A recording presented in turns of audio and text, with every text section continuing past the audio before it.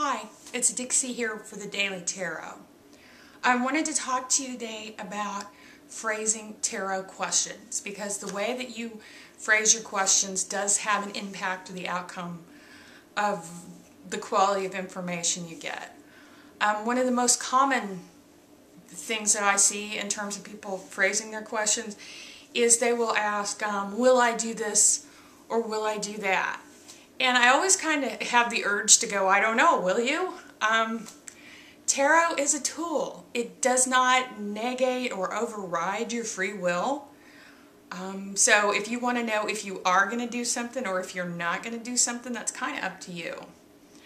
It's sort of like an astrologer can look at a chart or you know look at upcoming transits and go, okay, within the next 6 months this person is going to be feeling a lot of restriction at work or whatever. Does that mean he's going to quit his job? I don't know. The astrologer doesn't know either because the individual that we're talking about has free will, and you do too. The second thing that comes up a lot is a lot of times people will ask, should I do this or should I do that? And I'm a little iffy on should questions too. I mean, I understand the point of what you're asking is, you know, would this be a better decision or would that be a better decision? But a lot of times when you ask should, it implies a moral imperative. And not every question you ask has a moral imperative. I mean, if you were to ask the tarot, should I quit my job? Well, you know, there might be both benefits to quitting your job and costs to quitting your job. You know, it's one thing to ask, would I be happier staying at my job or leaving my job or whatever, or what could I expect if? And then the other problem that you see frequently with should questions is a lot of times they assume that there are only two alternatives, and many times there are other alternatives or other permutations that you haven't thought of. So, I think that it's limiting. And the fact that should implies a moral imperative in and of itself bothers me a little bit because I don't see the tarot as inherently judgmental. You know, like, oh, this is right and this is wrong and this is what you do.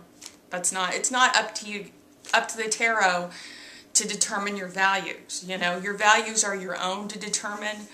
Tarot can help give you advice or information. And then the other kind of general thing is predictive questions. You know, what's going to happen in the future? That's one of the things that draws people to tarot.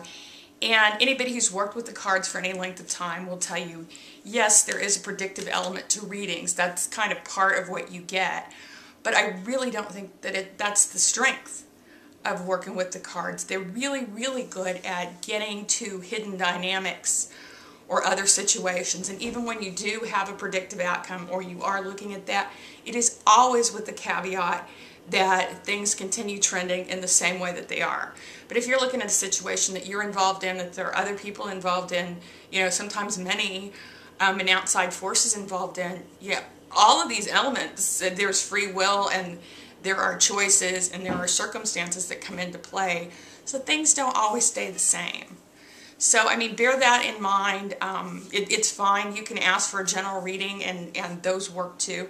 But when you are asking questions, be clear and be specific. I mean, asking, will I get married? Well, number one, it's your choice. And number two, when? Are you talking about, are you going to get married in the next 6 months or the next 60 years?